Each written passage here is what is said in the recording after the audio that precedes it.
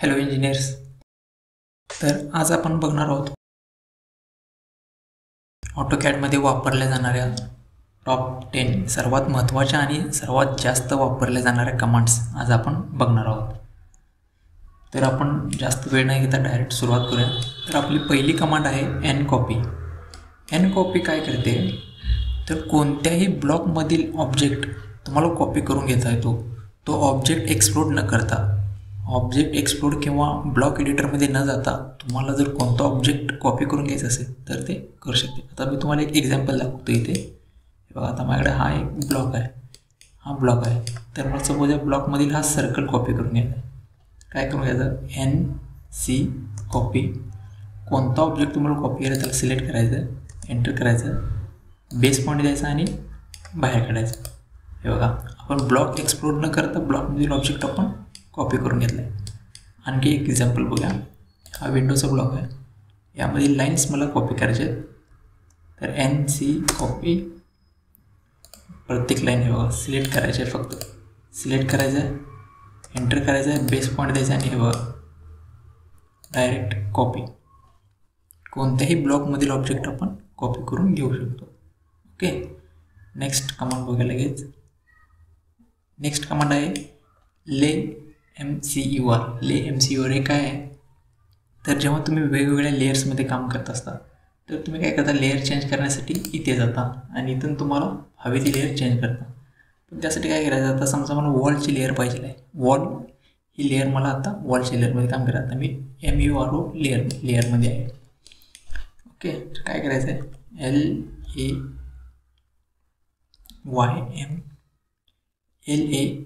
LAYMCUR enter करायचं आहे आणि तुम्हाला ज्या लेअरमध्ये आता जी लेअर लागणार आहे त्या लेअरला फक्त सिलेक्ट करायचं. तुम्हाला वॉलची लेअर लागणार आहे म्हणून ह्या वॉलला सिलेक्ट केलं.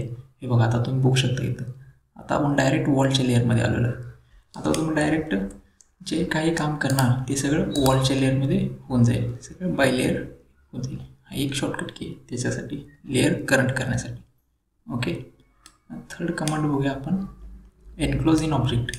एनक्लोज इन ऑब्जेक्ट हे काय करते, कोणत्याही टेक्स्टला प्रोपोर्शनेटमध्ये एका ऑब्जेक्टमध्ये एनक्लोज करून घेते. आपण त्याचं लाईव्ह एक्झाम्पल बघूया इथे लगेच. आता माझ्याकडे C19 हा टेक्स्ट आहे, मला ह्याला रेक्टँगलमध्ये एनक्लोज करायचं आहे. काय करायचं आहे, एक्सप्रेस टूल्समध्ये जायचं आहे. तर इथे तुम्हाला ऑप्शन दिसेल टेक्स्ट टॅबमध्ये एनक्लोज इन ऑब्जेक्ट, त्याला सिलेक्ट करायचं आहे. C19 टेक्स्टला सिलेक्ट करायचं आहे, एंटर करायचं आहे. ऑफसेट डिस्टन्स डिफॉल्ट 0.35 आहे, तेवढंच ठेवायचं आहे, एंटर करायचं आहे. आता ते विचार तुम्हाला सर्कलमध्ये, स्लॉटमध्ये का रेक्टँगलमध्ये करायचं आहे. तर रेक्टँगलमध्ये करतो मी आता. रेक्टँगल एंटर, परत कॉन्स्टंट एंटर आणि बोथ साईड एंटर. बघा, C19 टेक्स्ट ऑटोमॅटिक रेक्टँगलमध्ये एनक्लोज झालेलं आहे. तरी असे तुम्ही तुमचं टाईम सेव्ह होऊ शकतो. कॉलम नंबरिंगला तुम्हाला जर बॉक्स करायचे असतील किंवा इतर कोणत्या टेक्स्टला तुम्हाला बॉक्स करून घ्यायचं असेल तर. ओके, नेक्स्ट फोर्थ कमांड बघूया आपण. फोर्थ कमांड आहे H+S.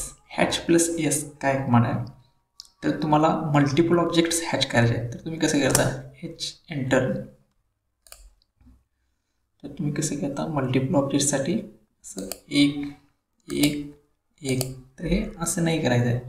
तर काय करायचं आहे, तुम्हाला मल्टिपल ऑब्जेक्ट्स एकाच वन क्लिकमध्ये हॅच कसं करायचं आहे, H एंटर करायचं आहे आणि S एंटर करायचं आहे आणि फक्त सगळे ऑब्जेक्ट सिलेक्ट करायचे आहेत. हे बघा, डायरेक्ट एका क्लिकमध्ये सगळे ऑब्जेक्ट हॅच झाले आहेत. 1 बाय 1 न करता डायरेक्ट सगळे ऑब्जेक्ट हॅच केलेत आपण. ओके, नेक्स्ट फिफ्थ कमांड बघूया. फिफ्थ कमांड काय आहे, सेपरेट हॅचेस. सेपरेट हॅच काय, आता याचंच मी एक्झाम्पल घेतो. बघा, सेपरेट हॅच काय आहे, आता हे 4 ऑब्जेक्ट हॅचमध्ये, पण मला फक्त एकाच रेक्टँगलमधला हॅच डिलीट करायचं आहे. तर मी ह्याला सिलेक्ट केलं तर बाकीचे पण सिलेक्ट होतात, हे डिलीट केलं तर बाकीचे पण डिलीट होतात. तर तसं न व्हायला पाहिजे. तर कसं करायचं, हॅच सेपरेट करायचे आहेत आपल्याला. कसं करायचं, याला सिलेक्ट करायचं आहे, हॅच एडिटरमध्ये ऑप्शन्सला ड्रॅग करायचं आहे आणि इथं सेपरेट हॅचेस म्हणून ऑप्शन होतो, त्याला सिलेक्ट करायचं आहे. आता आपले प्रत्येक हॅच सेपरेट झाला आहे. प्रत्येक हॅच सेपरेट झाला, फक्त सिलेक्ट करायचं आणि इरेज करायचं. बघा ही सेपरेट हॅश या पद्धतीने आपण करू शकतो आणि सेपरेट हॅश करून इंडिव्हिज्युअल हॅश डिलीट करू शकतो. ओके, नेक्स्ट 6th कमांड आहे टी ओरिएंट. आपल्याला टेक्स्ट रोटेट करायचं आहे. टेक्स्ट रोटेट करण्यासाठी एक सिम्पल आणि सोपी कमांड आहे. काय करायचं आपल्याला T Orient T Orient enter object select करायचं आहे, एंटर करायचं आहे आणि 0 अँगल टाकायचं, एंटर करायचं. हे बघा एकदम काही क्षणातच एका सेकंदाचं पण काम नाही टेक्स्ट ओरिएंट करायचं. असे तुम्हाला जर सिंगल टेक्स्ट करून दाखवला होता. आता जर मल्टिपल टेक्स्ट असतील तर तुम्ही एकदम मल्टिपल सगळे टेक्स्ट सिलेक्ट करून सुद्धा अँगल देऊन डायरेक्ट ओरिएंट करू शकता. हे ठीक आहे. 6th कमांड झाली. 7th कमांड आहे ओव्हरकिल. ओव्हरकिल काय आहे, जर आपण फ्लोअर प्लॅन करताना बरेचसे ऑब्जेक्ट आपले वॉलवर एकामेकावर ओव्हरलॅप होतात. आता याच्यावर बघा, मी याच्यावर सिलेक्ट करतो.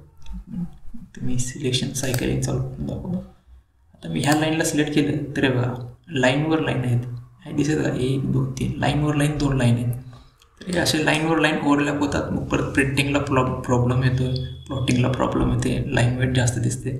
तर न दिसण्यासाठी काय करायचं, ओव्हरकिल करा कमांड आहे OVER KILL ओव्हरकिल सिलेक्ट करायचं आहे आणि जिथे ऑब्जेक्ट ओव्हरलॅप किंवा डबल झालेत किंवा तुम्ही पूर्ण फ्लोर प्लॅनसुद्धा सिलेक्ट करू शकता. एंटर करायचं आहे, सेटिंग सगळ्या डिफॉल्ट ठेवायच्या आणि ओके करायचं आहे. आता बघा, आता इथे फक्त एक लाईन आहे का, तर एक लाईन दिसते. हे ओव्हरलॅपिंग झालेले ऑब्जेक्ट आपण सगळे इरेज करू शकतो एका कमांडमध्ये. ओके, 8th कमांड आहे ऑफसेट प्लस एम. आता समजा तुम्ही स्टेअरकेस ड्रॉ करायला आहे तर ऑफसेट देताना तुम्ही ऑफसेट कमांड डिस्टन्स स्पेसिफाय केलं. आता ऑफसेट डिस्टन्स स्पेसिफाय केल्यानंतर आपण कसं करतो, असं ऑफसेट देतो, एक सिलेक्ट करतो. तसं नाही करायचं. काय करायचं, पहिली स्टेप सिलेक्ट करायची, कर्सर थोडं पुढे न्यायचं आहे आणि एम एंटर करायचं. एंटर. आता नुसतं फक्त क्लिक करत राहायचं आहे. हे बघा, क्लिक केलं की ऑटोमॅटिक ऑफसेट पडतं. नुसतं क्लिक करायचं. हे असं ऑफसेट प्लस एम कमांड तुम्ही वापरू शकता. ओके, आपली 9th कमांड आहे कॉपी विथ बेस पॉईंट. ही सगळ्यांना माहिती आहे पण बरेच लोक ॲक्युरेसीसाठी वापरत. ह्या कॉपी विथ बेस पॉईंट ही ॲक्युरेसीसाठी वापरली जाते. कसं करायचं बेस पॉईंटसाठी, 2 पद्धती आहेत. आपण डायरेक्ट शॉर्टकट कशी बघूया. आपण कंट्रोल शिफ्ट सी प्रेस करायचा आणि बेस पॉईंट पकडायचा. हा बेस पॉईंट बघा. आता डायरेक्ट इथे यायचं आहे, कंट्रोल V करायचं आहे. बघा, हे मी बेस पॉईंटने कॉपी असं करू शकतो.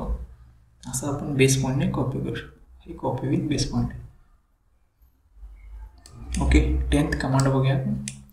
आपली 10th कमांड आहे पर्च सगळ्यात महत्त्वाची कमांड आहे.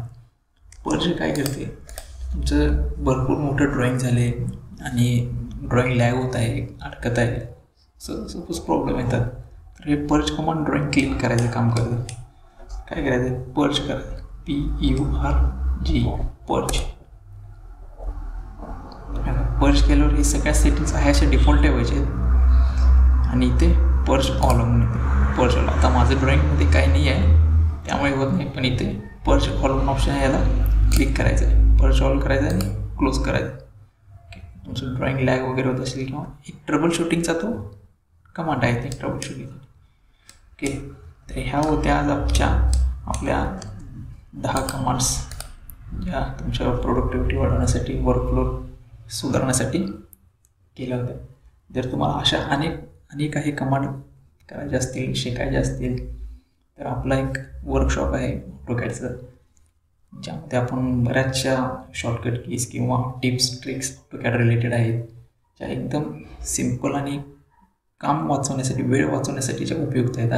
असंही आपलं वर्कशॉप लवकरच होणार आहे. त्या वर्कशॉपची माहिती तुम्हाला लवकरच कळण्यात येईल. आणि काही तुम्हाला याच्यामध्ये अडचण नसतील तर खाली कमेंट करा आणि व्हिडिओला लाईक करा, सबस्क्राईब करा, शेअर करा. आणि तुम्हाला ऑटोकॅडमध्ये कोणताही प्रॉब्लेम असेल तर डायरेक्ट DM करा किंवा कमेंट करा. Okay, thank you.